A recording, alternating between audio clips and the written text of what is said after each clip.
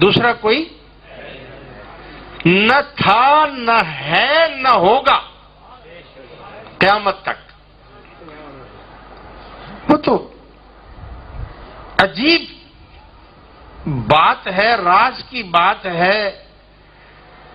اسی کو تو معرفت کہتے ہیں، جب اس کی کسی تھوڑی سی قطرہ یا اس کی تھوڑی سی سمجھ اللہ تبارک و تعالی جب کسی بندوں پر، اپنے خاص بندوں پر مہربان ہوتا ہے۔ کون سے بندوں پر؟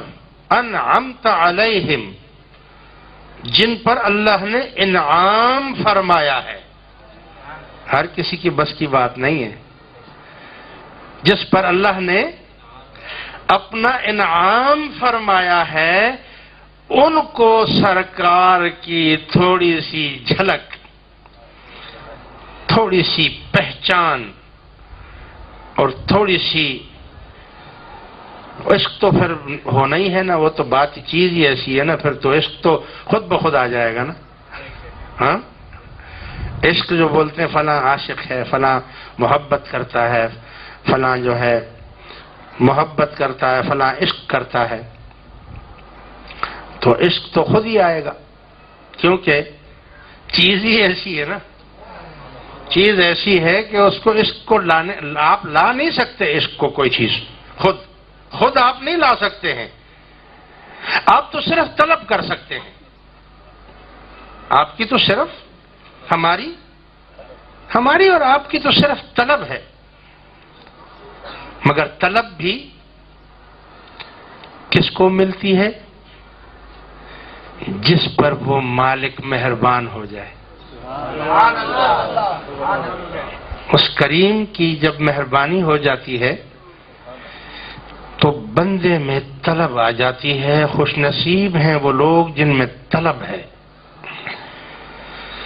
اور اگر طلب نہیں ہے تو سمجھ لو وہ بدبختوں میں شامل ہے۔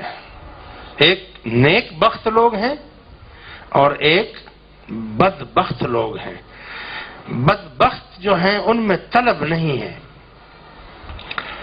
بھئی طلب ہوگی تو پھر آپ کو کوئی چیز آگے سے ملے گی نا۔ بھئی چائے کی طلب ہوگی تو چائے پیئیں گے نا، پان کھانے کی طلب ہوگی تو پان کھائیں گے، روٹی کی کھانے کی طلب ہوگی تو آپ کھانا کھائیں گے نا، پانی کی پیاس یعنی طلب ہوگی تو آپ پانی پیئیں گے نا۔ پیاس ہی نہیں ہے تو اگر سمندروں کے سمندر بہ رہے ہوں، دریاؤں کے دریائے بہ رہے ہوں، تو ہماری بلا سے ہمیں کیا کرنا ہے؟ اس کو ہمیں طلب ہی نہیں، پیاس ہی نہیں ہے، ہم کیوں پیئیں بھائی؟ تو بات پھر وہیں آ گئی کہ خداوند کریم ہمیں طالبوں میں سے کر دے۔ طالب بھی کس کو کہتے ہیں؟ جو طلب رکھتا ہے۔